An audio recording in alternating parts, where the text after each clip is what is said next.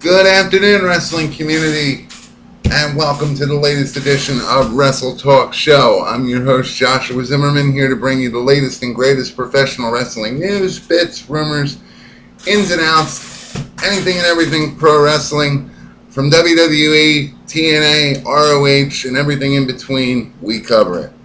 First and foremost, breaking news. Bonus material has been uploaded to our YouTube channel. That channel again is youtube.com/CWE Company.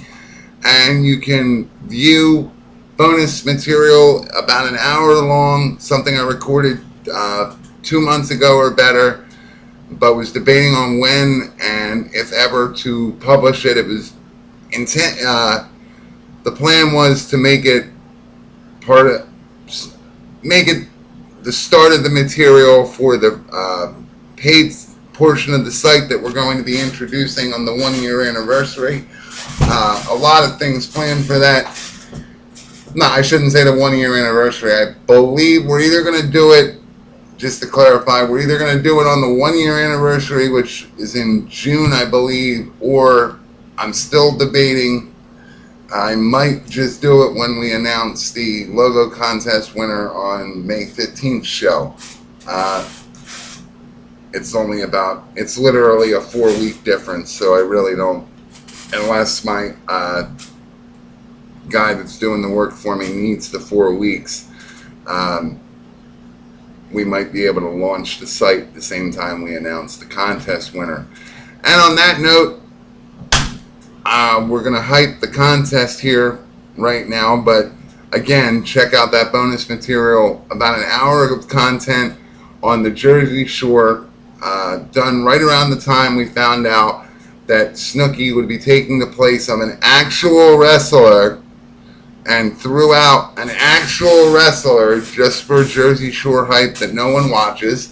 The point of the video is how Jersey Shore is not entertainment, and Snooki is far from attractive, and it's actually an insult to slam wrestling the way it gets slammed for how edgy it can get from time to time, but then you have a condoned show on MTV whose target audience gets to watch fighting, humping, and two-faced people, and it elaborates on Snooki's book based on the Jersey Shore. Yeah, she has a lot to write about.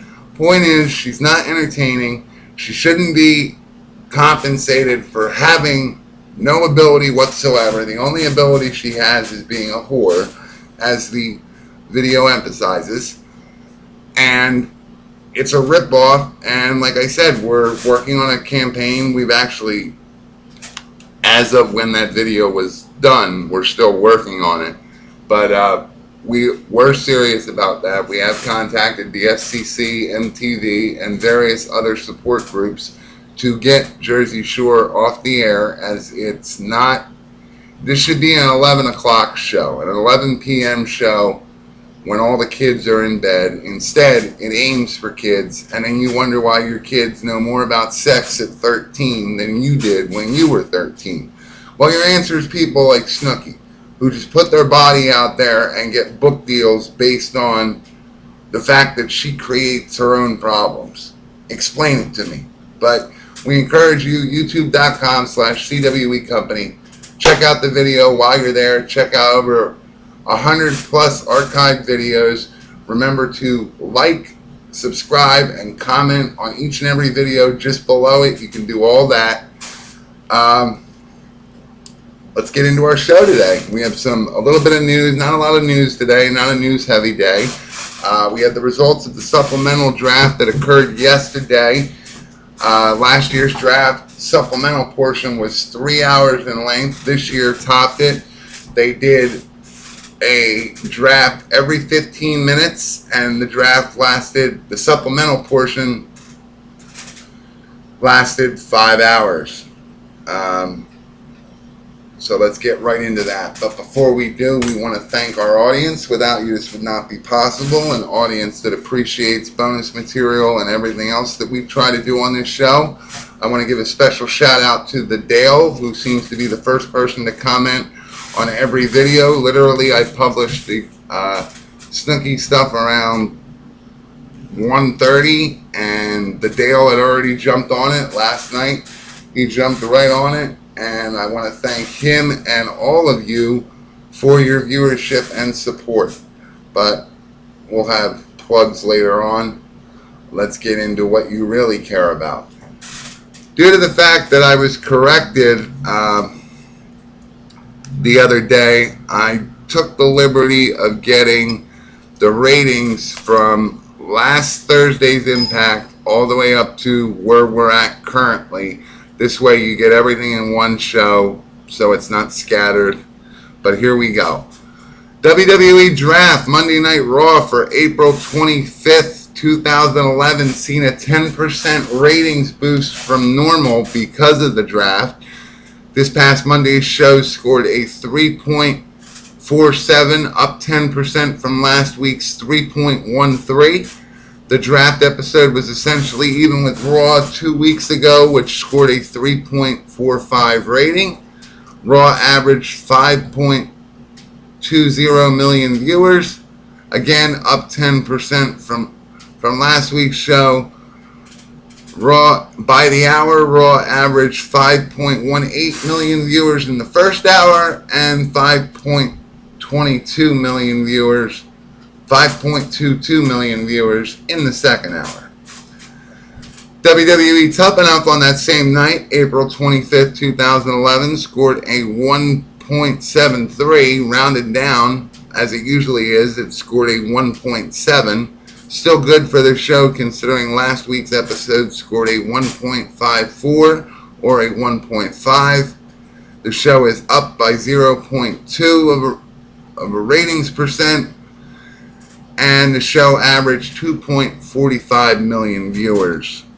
TNA Impact for April 21st, 2011 scored a 1.25, averaging 1,783,000 viewers for the Spike TV program. WWE SmackDown for Friday, April 22nd scored a 1.87 cable rating for the Sci-Fi Network program. An average of 2.08 million viewers the show had. However, it's down 9% from the show's rating last week, which was 2.05. And this also scraps reports that I've been getting that SmackDown is even with Raw, averaging a 3.0. That is outlandish. SmackDown will always be the B show. I apologize for the mistake we made, but when I referenced it, it's the first thing that came up. And a lot of the critics outside of me are saying that because there's only a 1.0 difference, that SmackDown or less, that SmackDown is starting to become even with Raw. That's why these rumors of 3.0 or better are being projected.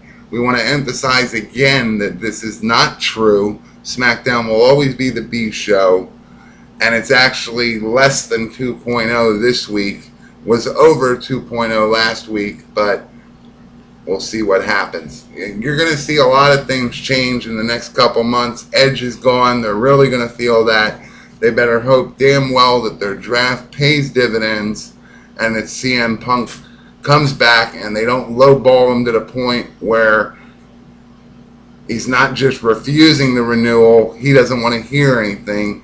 WWE, over $200 million in working capital after all your expenses are paid each quarter. Spend money on the wrestlers that deserve it instead of these comedy acts and acquiring entertainment companies. You're a wrestling company.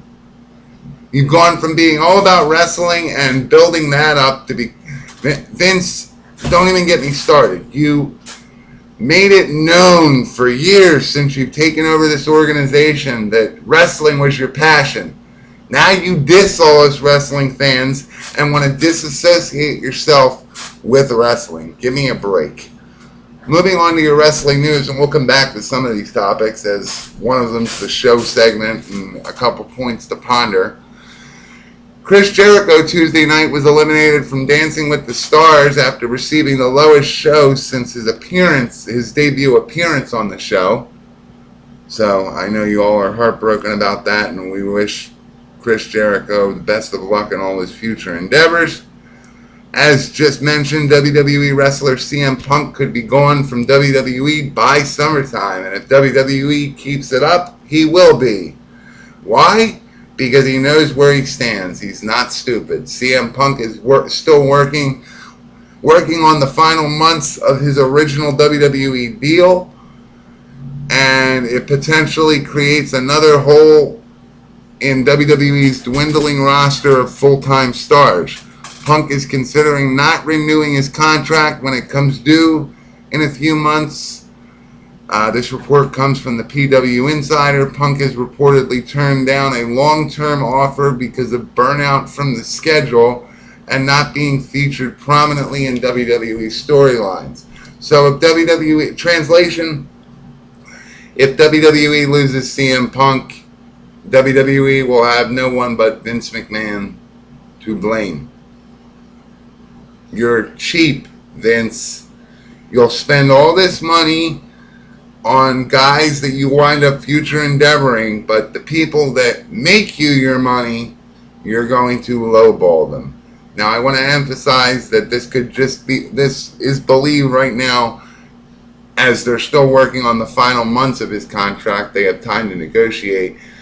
It's rumored that this was published just so Punk would have something to bring to the negotiating table, but he had it by default anyway. This man is working on his original WWE deal, and now he's the number 2 heel for the SmackDown brand, and he knows it. So it's about time for Vince McMahon to open up his wallet and start paying Punk what you're paying John Cena and your Randy Ortons and all these other people that you're never going to push. Thus, we go into the supplemental portion of the draft, what was not televised. We reported yesterday what was televised. Again, it was available yesterday on WWE.com through an open chat and a 5-hour event where every 15 minutes another wrestler was selected. The following are wrestlers that the Raw brand got. Number 2 selection, Jack Swagger. Number 5, Kelly Kelly. Number 6, JTG. Number 10, Drew McIntyre. Number 12, Kurt Hawkins. Number 13, Chris Masters. Number 15, Kofi Kingston. Number 19, Tyler Rex. And 21, Beth Phoenix. Finally, the SmackDown brand gained the following wrestlers on their end of the supplemental draft. Number 1, Daniel Bryan. Number 3, Khali with his sidekick. Number 4, Jimmy Uso.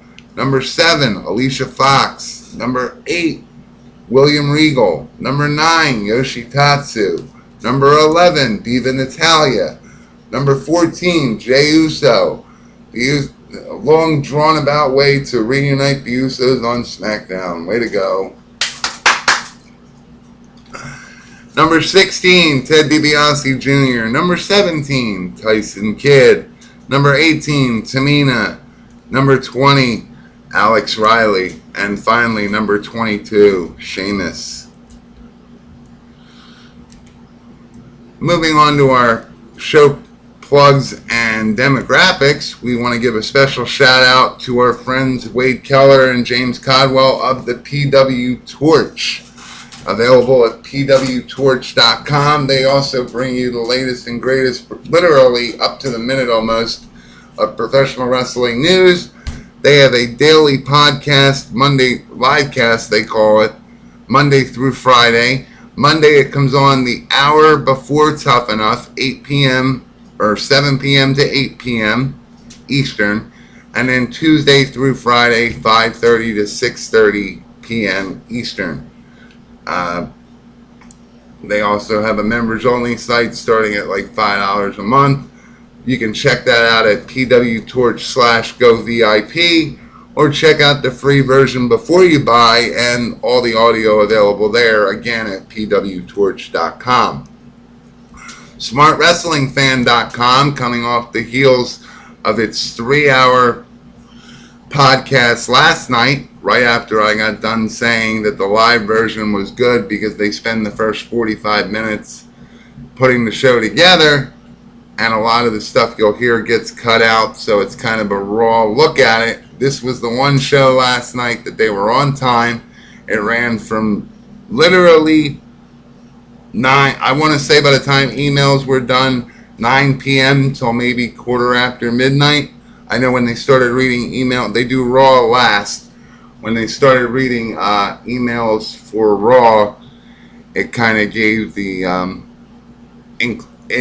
gave away that the show was dwindling down. So I might have missed a few email submissions, but that show ran from 9 to midnight. I encourage you to check them out, smartwrestlingfan.com. Their name is their address.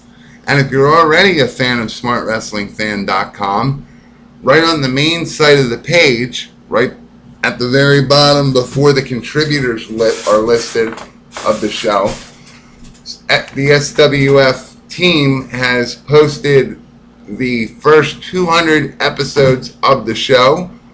Not all of them work due to the hosting, or they do, and I had a loading problem, but you have access to just about the first 200 episodes. We're in number 306 now, so you're only missing about 100 or so episodes, but you can go back to the very beginning, as Podbean, the host they use, only holds the last 2 most current podcasts.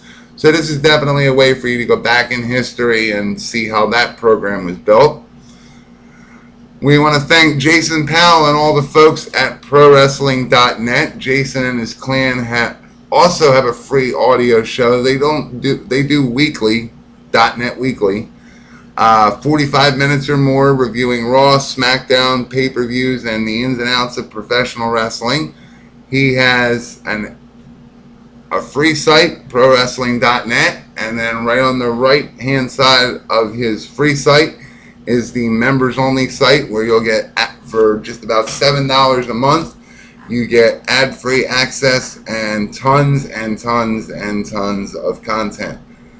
Ours is still going to be the cheapest, by the way. We're starting rates at $250 a month.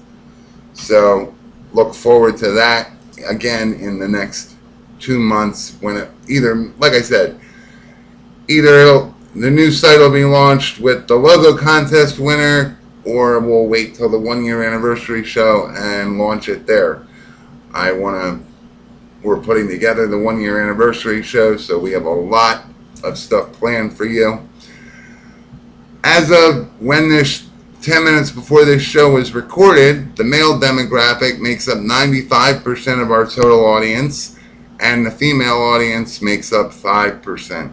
So thank you, ladies. Thank you, guys. Remember, subscribe to us, youtube.com/CWE Company. Like the videos, comment on the videos, post a comment, and just like the Dale, I'll give you a shout out or incorporate your question, comment, concern onto the next show prior to your most recent to your comment or question. You can also submit logo contest entries if you're looking to become a columnist for the show. I'm taking several more, 1 or 2 more. We have a couple submissions on the logo and the columnist request. If you'd like to help us build something here, which what we're trying to do is build a network, so to speak. We're looking for people to cover, 2 people to cover Raw, 2 people to cover SmackDown, and then we can do like a round table scenario once a month on the pay-per-views and bring you bonus material. I want to start incorporating vlogs from each of the columnists on their perspective of the show. You'll get my perspective of the shows, and just a lot of content for a very little price. Like I said, we're aiming, I should emphasize, just to be on the safe side, we're aiming between $250 a month and $5 a month. Still cheaper than any of the top-rated stuff, but we'll bring you all the top-rated stuff for that price. No more than $5 a month, no less than $250. We're still up in the air about it, but again, it will be no more than $5 a month, and It'll be virtually like paying $1 a week or less, 75 cents, for an outrageous amount of material. Getting into the key demographics of our show, from highest to lowest, the 45 to 54-year-old male and female demographic makes up for 65% of our total audience. In second place, 25 to 34 male and female audience makes up 15%. And finally, where we may need improvement, but again, these stats are updated every 24 hours, is the 18 to 24 male and female demographic, coming in at 10% of our audience as of 12:30 today, right before this was recorded, give or take. And finally, your show segment. Does the WWE draft really mean anything, considering last year's draft occurred and not too much has amounted from it? Believed by many to be a waste of time, using this year and last year's draft as argument examples for why it doesn't matter. Now, I can't help but concur on this, because for how many people you drafted, it's a dead giveaway you're not going to push all of them. John Cena isn't going to take a backseat to Sheamus or the Usos or any of them. So it essentially becomes WWE once a year, rotates it just to rotate. You take a third of the roster and trade them on each side, and it essentially means nothing. Your stars will still be stars, just on different brands. And essentially, it's believed that the brand split will wear thin as months go on, and it'll really prove that it's a waste of time when the brand split means nothing, and we go back to the days of SmackDown stars on Raw, Raw back on SmackDown. And I've argued for months that this is a great idea. I don't understand why we split it at all. The only reason we split it is Vince needed to compete with himself because he bought all of his competition. Echoing again my plan of, you could have bought WCW and ECW, kept all the wrestlers there, and still made it look like competition. Nobody would have known that Vince McMahon was getting all the checks if you played in the storyline and suspended the fans' disbelief that, hey, we're still competing with WCW, or hey, we're still competing with ECW, and vice versa. And no one would have known the business side of it, that Vince McMahon owns everything. But because this man's so power hungry, and now he's losing it after 30 years, yes, I said that, Vince McMahon has lost it. That's why Triple H will take over the brand, and we can only hope that once Vince is gone, that we go back to wrestling, even though I don't think that's going to be the case. My prediction is Vince is laying out the way he's basically, Triple H has become a behind-the-scenes guy. He's, working more behind the scenes because that's who's going to take it over. But Vince McMahon is doing this so when he leaves, the company will be on autopilot. If you think for a second that Vince is going to make this brand expansion now, and then Triple H is going to be allowed to take it back to wrestling, you're out of your mind. Vince McMahon is making sure that when he leaves and tunes in every week, everything is exactly how he left it. Furthermore, he's a McMahon. He'll be able to call any shot he wants, whether he formally steps down or not. Triple H is married to the family. That comes with its pros and its cons. Again, this is just an assumption, but I think it's strong enough to make the argument that although Vince might not be running it much longer, Vince will lay the foundation so the company can be ran on autopilot, and Triple H will just be the representative, but everything will be done for him. Outside of your trivial stuff, Vince is making sure all these acquisitions happen before he steps down. This way you cannot go backwards. Although I think he'll lose, because the more you disassociate, as we're learning over these last couple weeks since the brand expansion and the word wrestling was taken out of WWE, and it's just known as WWE. The letters aren't supposed to mean anything. But the argument's been made that the true wrestling fan still knows what it means, doesn't buy it, and Vince, again, hello, you're alienating your fans. It's going to get to a point, like I said in previous videos, where it becomes WWE Presents our variety show. You fought so long for wrestling, and now because you want bigger sponsors, something I brought up in yesterday's episode, there was a time where sponsors and advertisements just wanted product placement. Now there's some kind of moral code that goes with all this. WWE can't be edgy because the toy company doesn't like it. God forbid we can't make another steroid-infused Triple H plastic mold or a Super Cena doll because Mattel might not like it. God forbid we make jokes like John Cena's been able to do. It upsets Glad. I'm not flip-flopping here either. I'm not saying that all of his stuff has been funny, but they're starting to care too much about the wrong things. You are a wrestling company whether you want to be or not. You will make it to the point where you acquire so many companies that aren't wrestling, you'll alienate your fan. TNA will get a stronger fan base just because it might not make sense, but at least they don't hide the fact that they're wrestling. And I encourage TNA, if they're smart, play this out. Because Vince is walking away from wrestling. Get your shit together, and as you're doing that, play that it might not be perfect, but it's still wrestling. And Vince, your draft means nothing. Sorry, but I gotta concur with a lot of different people for how many people you drafted, the 5 hours of my life that you wasted yesterday. Half of these people won't get a push. It's just a formality to say you drafted people. And stop it. I don't know about you, but I liked it when you watched Raw, and I set this example before. You watched Raw, and at the end of Raw, you knew that come SmackDown, you were going to see the conclusion. If somebody, for example, called The Rock out Monday night or did something to The Rock on Monday night, The Rock would be back out on Thursday to let you know how he felt or retaliated. But instead, because McMahon backed himself in a corner, he's had to compete with himself, literally.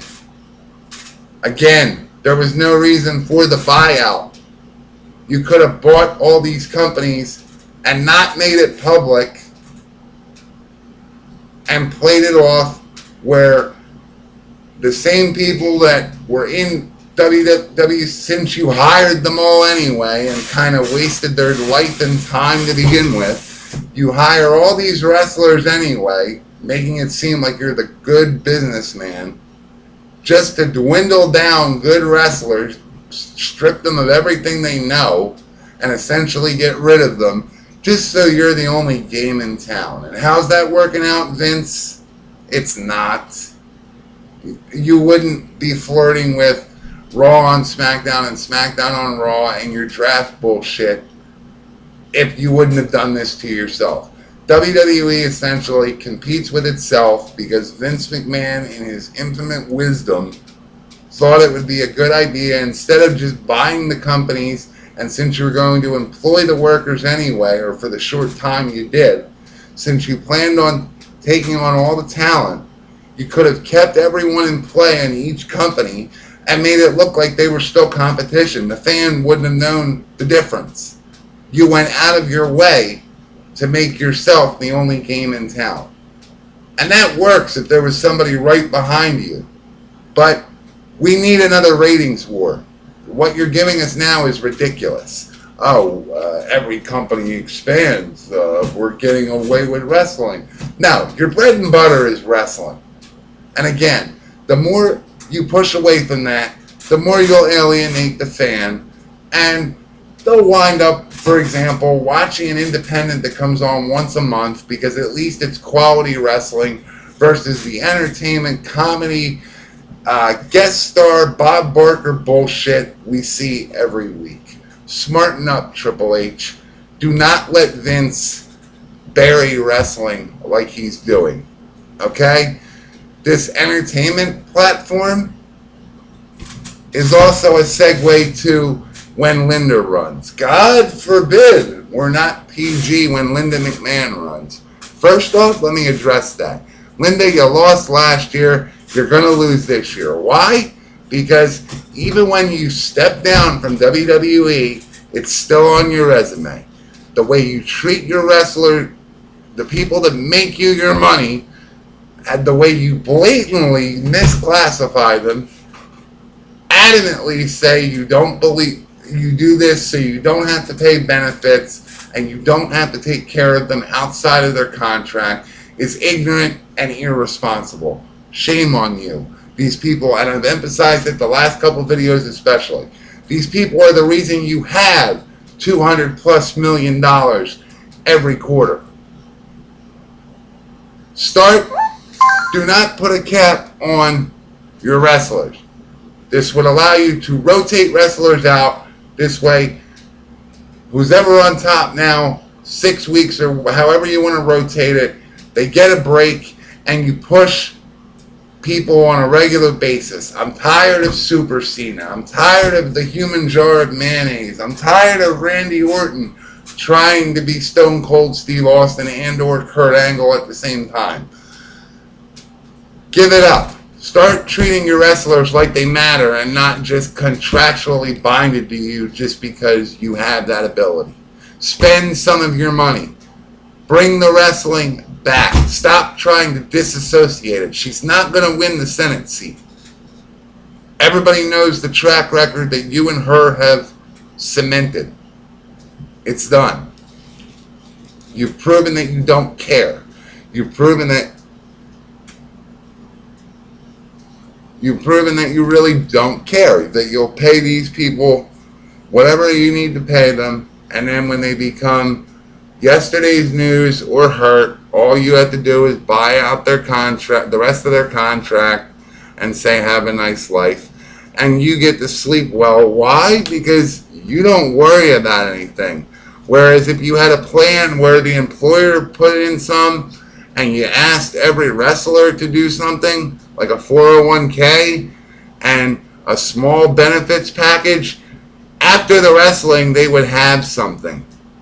Instead, and like I said before, it could be argued they need to do like Edge did and save your money, but they shouldn't have to. Without wrestlers, WWE would be nowhere. And when you label them like servants, I call for a mutiny. Tell Vince you're not going to. John Cena, tell him you want fair treatment for every wrestler in the company, or refuse to work. Without these guys, Vince McMahon would be nowhere. He'd still be working for Daddy because at least Daddy respected the wrestlers. Now, you have a multi-billion-dollar company that goes out of its way. Like I said last video, it'd be one thing if they were trying to keep it under wraps, but everybody and their brother knows that, oh, our wrestlers aren't wrestlers, they're superstars and entertainers. Stop it! They're wrestlers. Start treating them like they matter. Money-hungry bastard. God, you make me sick. I wouldn't be able to sleep at night knowing, hey, there's a chance tomorrow I could screw John Cena, because if he gets hurt, all I have to do is buy out the rest of his contract, and then his life is his life. Do you have a conscience, man? Like, I'm not saying you shouldn't be a smart businessman. There's business savvy, and then there's just evil. And that's what the McMahons are. At least as far as Vince, more than Linda, but Vince, your tactics used to be shrewd. Now you're just being ridiculous. Take care of the people that take care of you. Again, wrestling fans, visit our YouTube channel, youtube.com/CWE Company, for this video and 100 plus more archived material and the bonus material we posted a couple hours ago, about an hour again, on the Jersey Shore and how it's not entertainment. Remember to like, subscribe, and comment on each and every video you see.